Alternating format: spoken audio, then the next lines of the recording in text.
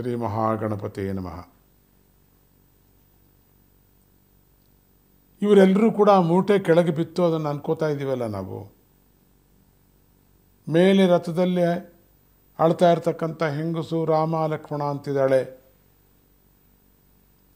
ಈ ರಾವಣಾಸುರ ಯಾಕೆ ಈ ಕೆಲಸ ಮಾಡ್ದ ಅಂತ ಯೋಚನೆ ಮಾಡಿ ಆ ಮೂಟೆಯನ್ನು ಹತ್ತಿರ ಇಟ್ಕೊಂಡು ಈ ರಾವಣಾಸುರನಿಗೆ ಈ ವಯಸ್ಸಿನಲ್ಲಿ ಇಂಥ ಬುದ್ಧಿ ಯಾಕಪ್ಪ ಬಂತು ಅಂತೇಳಿ ಅಂತ ಬೈಕೊಳ್ತಾ ಆ ಸುಗ್ರೀವ ಹನುಮಂತರು ಆ ಮೇಲಿಂದ ಬಂದು ಬಿದ್ದಿರ್ತಕ್ಕಂಥ ಬಟ್ಟೆ ಗಂಟನ್ನು ತುಂಬ ಜೋಪಾನವಾಗಿ ಮರ್ಯಾದೆಯಿಂದ ಹುಷಾರಾಗಿ ಅದನ್ನೆಲ್ಲ ಪರಿಶೀಲನೆ ಮಾಡಿ ನೋಡ್ತಾ ಇದ್ದಾರೆ, ಏನಿರ್ಬೋದು ಇದರಲ್ಲಿ ಅಂತ.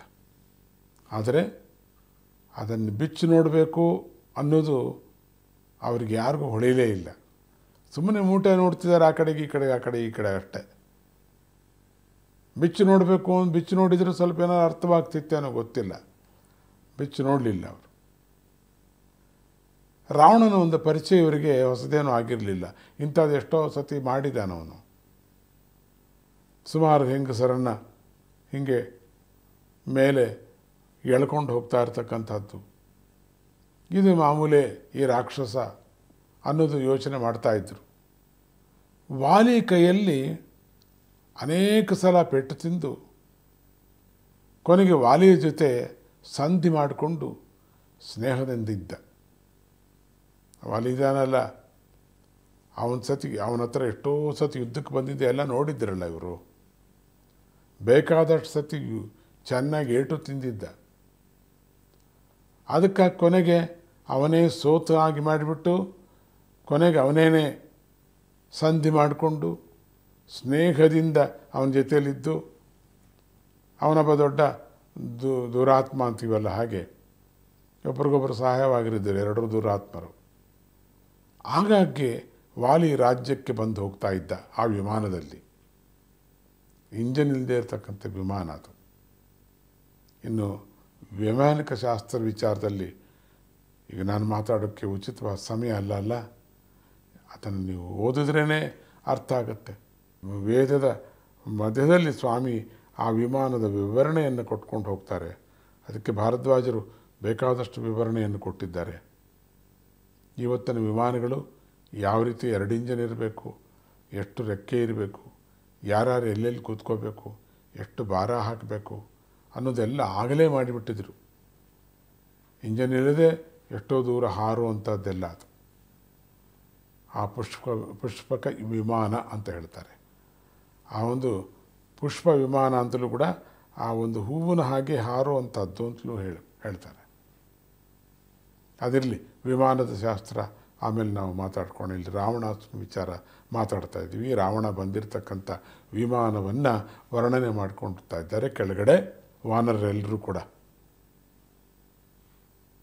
ಯಾಕೆಂದರೆ ಅವನು ಅವಾಗವಾಗ ಆ ವಿಮಾನ ಯಾರ್ದು ಅಂತ ಚೆನ್ನಾಗಿ ಗೊತ್ತಾಯ್ತು. ಅವಾಗವಾಗ ವಾಲಿ ಹತ್ರ ಸ್ನೇಹ ಇತ್ತಲ್ಲ ಇಬ್ಬರಿಗೂ. ಆ ವಿಮಾನದಿಂದಲೇ ಬರ್ತಾ ಇದ್ದ ಅವನು. ಅದಕ್ಕೆ ಹಾಗೇ ಇವನು ರಾವಣನೇ ಇರಬೇಕು, ಇನ್ಯಾರೂ ಅಲ್ಲ ಇವನು, ರಾವಣಾಸುರನೇ ಇವನಿಗೆ ಸಂದೇಹ ಇಲ್ಲ. ಅಂದರೆ ಸುಗ್ರೀವನಿಗೂ ರಾವಣನೇನೂ ಕೂಡ ವಿರೋಧಿ ಆಗಿರಲಿಲ್ಲ. ಸುಗ್ರೀವನಿಗಾಗಿರಲಿಲ್ಲ, ಯಾಕೆಂದರೆ ಅವನ ಅಣ್ಣನ ಒಂದು ಸ್ನೇಹಿತ ತಾನೆ. ಆದ್ದರಿಂದ ಆ ಥರ ಏನೂ ಇಲ್ಲ. ಅವನು ಕೂಡ ವಾಲಿಯಷ್ಟೇ ಬಲಶಾಲಿಯಾಗಿದ್ದ.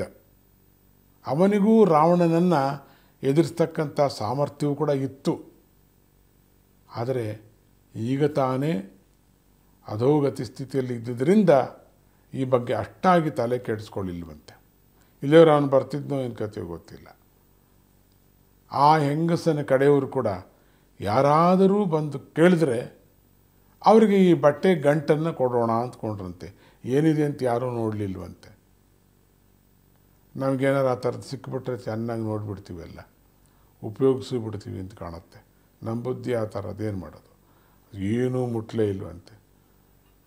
ನಮಗೇನು ಸಿಕ್ಕಿದ್ರೂ ಸಾಕದನ್ನು ಯಾರದ್ದು ಇದರ ವಾರಸ್ದಾರ ಯಾರು, ಯಾರಿಗೆ ತಲುಪಿಸ್ಬೇಕು ಅನ್ನೋದು ಇಲ್ಲಿವೇ ಇಲ್ಲ. ಅದೃಷ್ಟ ಕಂಡ್ರಿ ನಂಗೆ ಸಿಕ್ತು ಅಂದ್ಕೊಂಡ್ಬಿಡ್ತೀವಿ ನಾವು. ಮನೆಯಲ್ಲಿ ಮನೆ ಕೆಲಸಗಾರರು ಕೂಡ ಟೇಬಲ್ ಮೇಲೆ ಉಂಗುರ ತೆಗೆದಿಟ್ಟಿದ್ರೆ ಸಿಕ್ತು ಅಂದ್ಕೊಂಡು ತೊಗೊಂಡೋಗ್ತಾರೆ. ಎಲ್ಲ ವಾಚ್ ಗೀಚ್ ಎಲ್ಲ ಎತ್ಕೊಂಡು ಹೋಗ್ತಾರೆ, ಸಿಕ್ತು ನಮಗೆ ಅಂತ, ಅದು ಇಲ್ಲಿ ಬಿದ್ದಿತ್ತು ನಮಗೆ ಅಂತಾರೆ ಅವರು. ಹಾಗೆ ಒಂದು ವೇಳೆ ಬಿಡುವಾಗ ಬಿದ್ದಿದ್ದೆ. ಹಾಗೆ ಇವರೆಲ್ಲರೂ ಕೂಡ ಆ ಕಪಿಗಳೆಲ್ಲ ಆ ಗಂಟನ್ನು ಯಾರೂ ನೋಡಲಿಲ್ವಂತೆ. ನೋಡೋಣ ಮುಂದೆ ನಾವು ನೋಡೋಣ ಅದೇನಾಗತ್ತೆ ಅಂತ. ಓಕೆ, ಜಯ ಗುರುದತ್.